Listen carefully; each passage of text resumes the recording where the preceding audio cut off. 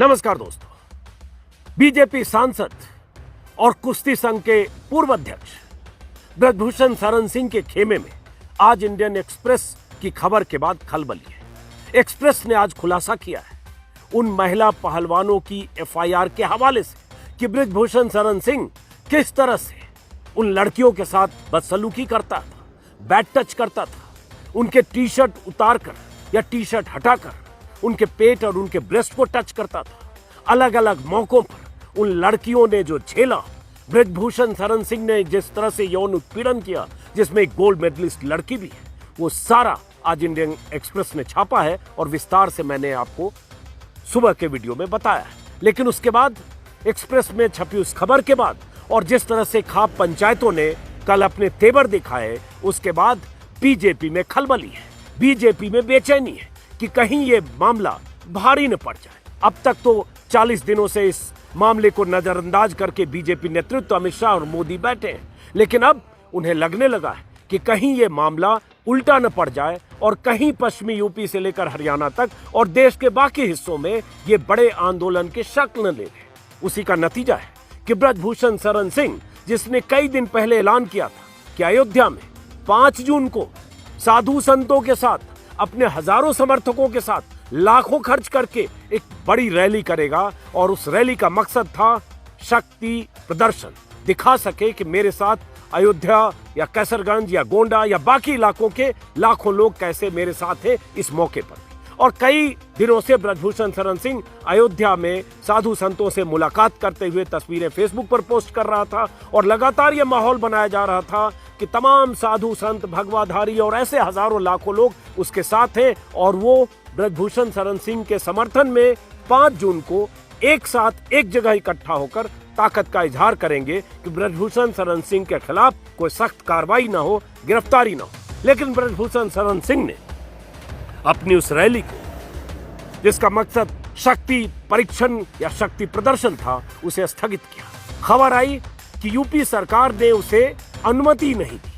खबर आई कुछ अखबारों की वेबसाइट पर कि यूपी सरकार की तरफ से कहा गया कि वहां 144 लगा है, ब्रजभूषण शरण सिंह वहां रैली नहीं कर सकते। उसके कुछ देर बाद ब्रजभूषण शरण सिंह की तरफ से खबर आई कि ब्रजभूषण शरण सिंह ने अपनी वो रैली स्थगित की। उन्होंने पहले फेसबुक पर लिखा, फिर एक पोस्ट लिखी और उसके बाद एक पन्ने की प्रेस विज्ञप्ति वो बताऊं। और इसके पीछे कहानी है। कहानी ये कि बीजेपी के नेतृत्व में बेचैनी, कहानी ये कि बीजेपी के वो जो जाट नेता हैं पश्चिमी इलाके में जो रहते हैं, उन्हें भी बेचैनी हुई कि कहीं ऐसा तो नहीं कि आने वाले महीनों में ये मुश्किल खड़ी हो जाए, क्योंकि धीरे धीरे लोगों में नाराजगी फैल रही थी कि बेटियों के साथ जो रवैया, जो सलूक ब्रजभूषण शरण सिंह ने किया, एफआईआर दर्ज करने के बाद और उसके बाद धरना प्रदर्शन, फिर नए संसद भवन के उद्घाटन के दिन जो जंतर मंतर के आसपास हुआ, उसकी नाराजगी का खामियाजा कहीं बीजेपी न भुगते, इसलिए कहा गया, कुछ बीजेपी नेताओं की तरफ से ब्रजभूषण शरण सिंह को फोन किया गया, उन्हें भी कहा गया अभी रैली करने का वक्त नहीं है।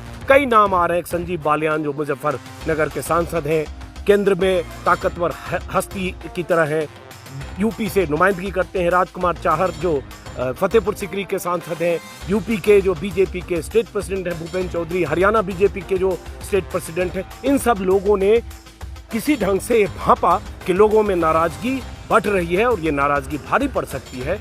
ब्रजभूषण शरण सिंह से शायद बात की गई और उसके बाद उनकी तरफ से एक पन्ने का जो नोट है सुनाता हूँ और समझिए कि क्या मजबूरी है कि 5 जून 3 दिन बाद और आज कैंसिल की गई उस रैली को, जिस रैली का जोर शोर से प्रचार किया जा रहा था। कई जिलों में पोस्टर, बैनर, होर्डिंग लगाए जा रहे थे दिन रात और कहा जा रहा करोड़ों फूंक कर शक्ति का इजहार करने की तैयारी, शक्ति प्रदर्शन की तैयारी थी। ब्रजभूषण शरण सिंह ने लिखा, मेरे प्रिय शुभचिंतकों, आपके समर्थन के साथ पिछले 28 वर्षों से लोकसभा के सदस्य के रूप में सेवा की है। मैंने सत्ता और विपक्ष में रहते हुए सभी जातियों, समुदायों, धर्मों के लोगों को एकजुट करने का प्रयास किया। इन्हीं कारणों से मेरे राजनीतिक विरोधियों और उनकी पार्टियों ने मुझ पर झूठे आरोप लगाया महिला पहलवानों ने, आरोप लगाया उन महिला पहलवानों ने जिन्होंने देश का झंडा लेकर विदेश की धरती पर भारत का नाम रोशन किया। उन महिला पहलवानों ने आरोप लगाया कि कुश्ती संघ के अध्यक्ष रहते ब्रजभूषण शरण सिंह ने 10, 12, 13 मौकों पर उनके साथ यौन उत्पीड़न किया, सेक्सुअल हैरेसमेंट किया, उनके साथ सेक्सुअल फेवर की बात की, उन्हें यह भी कहा कि तुम अगर खेल में बनी रहना चाहती हो तुम्हें ये करना होगा। ये भी एक गोल्ड मेडलिस्ट के हवाले से खबर आई जो एक्सप्रेस ने छापी है, जिसको मैंने सुबह के वीडियो में बताया है कि जब उस खिलाड़ी को, महिला खिलाड़ी को गोल्ड मेडल मिला जिस रात, उसी रात ब्रजभूषण शरण सिंह ने फिजियोथेरेपिस्ट के जरिए खबर भेजी कि उसे मेरे कमरे में भेजो। फिजियोथेरेपिस्ट ने कहा कि कुश्ती संघ के अध्यक्ष आपको अपने कमरे में बुला रहे हैं, और उसके बाद वो लड़की कमरे में गई। बेड पे वो बैठा था, बेड पर खींचने की कोशिश ब्रजभूषण शरण सिंह ने की। गोल्ड मेडलिस्ट उस लड़की के हवाले से भी FIR में दर्ज। आपको याद होगा उसी लड़की ने हालांकि ये भी कहा है कि उसने, ब्रजभूषण शरण सिंह ने अपने मोबाइल से उसके पेरेंट्स से बात कराई क्योंकि उसके पास मोबाइल नहीं, और उसी के बाद उसको भींच लिया, हक किया। एक वीडियो वायरल हुआ था कुछ दिन पहले, किसी चैनल पर ब्रजभूषण शरण सिंह ने बोला था कि एक लड़की को मैंने बात कराई, उसके बाद मैंने उसको हक किया, गले लगाया, वो असहज हुई तो मैंने कहा मैं पिता की तरह तुम्हें गले नहीं लगा सकता हूं क्या। ये स्वीकारोक्ति खुद ब्रजभूषण शरण सिंह ने एक चैनल में कहा। किसी लड़की को आप गले लगाते हैं, वो लड़की असहज होती है, अगर वो असहज होती है, लड़कियों के बारे में कहा जाता है वो टच को भांप लेती है, बैड टच और गुड टच, उन्हें इस बात की तमीज होती है। और ये एक्सेप्ट खुद ब्रजभूषण शरण सिंह ने किया कि वो लड़की असहज हुई तो मैंने कहा तुम्हें पिता की तरह गले नहीं लगा सकता। पिता की तरह गले लगाने के लिए पहले पिता की तरह वर्ताव चाहिए, पहले पिता की तरह बिहेवियर चाहिए, और वो लड़की माने क्या पिता की तरह है, क्योंकि पिता की तरह दिखने और पिता की तरह दिखाने के पीछे जो मंशा होती है वो मंशा ऐसी भी होती है जिसको सेक्सुअल हैरेसमेंट कहा जाता है। वो मंशा ऐसी भी होती है जिसमें यौन उत्पीड़न शामिल है, बैड टच शामिल है, गलत मंशा शामिल है। उस गोल्ड मेडलिस्ट ने उसका भी जिक्र किया है। तो ब्रजभूषण शरण सिंह कह रहे हैं कि राजनीतिक विरोधियों ने, पार्टियों ने आरोप लगाया, जबकि बेटियां आरोप लगा रही हैं। जिन्होंने आरोप लगाया उसके लिए उल्टे पुल्टे बयान दिए, खुद को बेकसूर साबित करने के लगातार दर्जनों बार इंटरव्यू दिए हैं, दर्जनों बार, आधे एक एक घंटे लाइव आकर लगातार कह रहे हैं वो पाक साफ है। यहाँ तक कि अगर सबूत मिल जाए या साबित हो जाए तो मैं खुद को फांसी के फंदे पर लटका दूंगा, ऐसे तक बयान दिए। और इन खिलाड़ियों को संदिग्ध साबित की गई, करने की कोशिश हुई। इनके कैंप की तरफ से कहा गया इनका वक्त खत्म हो गया। विनेश फोगाट के लिए बहुत ही बेहूदी प्रतिक्रिया ब्रजभूषण शरण सिंह के खेमे की तरफ से आई, बजरंग पूनिया के लिए, साक्षी मलिक के लिए, सबके लिए। लेकिन अब जब फंदा कसने का दिखने लगा है बीजेपी नेतृत्व को, जब लगने लगा है कि जाटों में नाराजगी हो रही है, पश्चिमी यूपी, हरियाणा और राजस्थान में चुनाव भी है, हरियाणा में भी अगले साल चुनाव है, लोग इस तरह से ले रहे हैं कि हमारी बेटियों का सवाल है। वो गुस्सा, आक्रोश जब पंचायतों के जरिए आने लगा है, खाप की छोटी छोटी पंचायतें हरियाणा और यूपी के अलग अलग जिलों में होने की खबरें आने लगी है, और वो चौधरी, वो पिता, वो दादा, वो ताऊ, जिनकी जिम्मेदारी इन खिलाड़ियों ने तय की कि आप बताओ क्या करना है। और जिस दिन, खास तौर से हरिद्वार जिस दिन एक खिलाड़ी या पहलवान गई थी और वहां से नरेश टिकैत ने इनके मेडल वापस लिए, उसके बाद से जो नाराजगी नीचे तक गई है उसका असर बीजेपी नेतृत्व पर पड़ा है, ऐसा लग रहा है। क्योंकि जो स्थानीय बहुत सारे नेता हैं, जिसमें जाट नेता भी शामिल हैं, उन्होंने ऊपर अपने नेतृत्व को संदेश दिया है कि अगर इस मामले को संभाला नहीं गया, सवाल चूंकि बेटियों का है और आरोप चूंकि बहुत संगीन है, इसलिए घर घर में इसकी नाराजगी का खामियाजा कहीं बीजेपी को न भुगतना पड़े। यही वजह है कि ब्रजभूषण शरण सिंह को संकेत दिया गया टॉप से कि आप इस रैली को कैंसिल करिए, जिस रैली का मकसद खिलाड़ियों को संदेह के घेरे में खड़ा करना और एक तरह से दिखाना था कि हम कितने ताकतवर हैं और उनके आरोपों को खारिज करना था। तो बीजेपी नेतृत्व ऐसा कोई जोखिम मोल नहीं लेना चाहता था, इसलिए कैंसिल हुआ। इसमें बात यह है, संत सम्मेलन था। अब बताइए, एक शख्स जिसके खिलाफ 35 से 40 मुकदमे हैं, हत्या से लेकर हत्या की कोशिश तक तमाम धाराएं हैं, वो शख्स संत सम्मेलन कर रहा है और बहुत सारे संत और साधु उस सम्मेलन में जाने वाले हैं, उनके साथ उनकी तस्वीरें आ रही है। ब्रजभूषण शरण सिंह फेसबुक पर पोस्ट कर रहा है, तो हालांकि वो कैंसिल हो गया। नहीं तो हम जैसे लोग लगातार अपील कर रहे थे उन साधु संतों से कि आप साधु और संत अगर हैं तो ऐसे शख्स के साथ खड़े होकर, उसके मंच पर खड़े होकर, उसके साथ आप उन बेटियों की लड़ाई के खिलाफ जाकर आप उसको समर्थन कैसे कर सकते हैं, जो संदेह के घेरे में है, जो आरोपों के घेरे में है, जिसके खिलाफ FIR है और जिसके खिलाफ 35 दिन तक बेटियां धरने पर बैठी, जिसके खिलाफ धरने पर बैठी बेटियों ने पुलिस के सामने जो सड़क पर घसीटी गई वो सारी तस्वीरें हैं। तो सवाल यह है कि बेटियों पर यकीन करें या ब्रजभूषण शरण सिंह पर यकीन करें। इसके बाद ब्रजभूषण शरण सिंह की तरफ से यह कैंसिल किया जाना, और जो लगातार मैं देख, इसी में उन्होंने ये भी कहा है ब्रजभूषण ने कि 5 जून को अयोध्या में एक संत सम्मेलन आयोजित करने का निर्णय किया गया। मकसद सोचिए जरा क्या लिख रहा है ब्रजभूषण शरण सिंह, ताकि पूरे समाज में फैल रही बुराई पर विचार किया जा सके। एक शख्स जिस पर हत्या से लेकर तमाम संगीन मामले हो, एक शख्स जिसका ऑन रिकॉर्ड एक वीडियो है ललन टॉप के इंटरव्यू में, जिसने उसमें कहा है कि मैंने एक हत्या की है, जितेंद्र नाम के एक आदमी की, पीछे से राइफल से गोली मार दी पीठ पर। यह ब्रजभूषण शरण सिंह के शब्द हैं, और वो शख्स कह रहा है कि समाज में फैल रही बुराई पर विचार किया जा सके, इसलिए हम संत सम्मेलन करना चाह रहे हैं। लेकिन अब जबकि पुलिस आरोपों की जांच कर रही है और सुप्रीम कोर्ट के गंभीर निर्देशों का सम्मान करते हुए जन चेतना महारैली 5 जून अयोध्या चलो कार्यक्रम कुछ दिनों के लिए स्थगित कर दिया गया।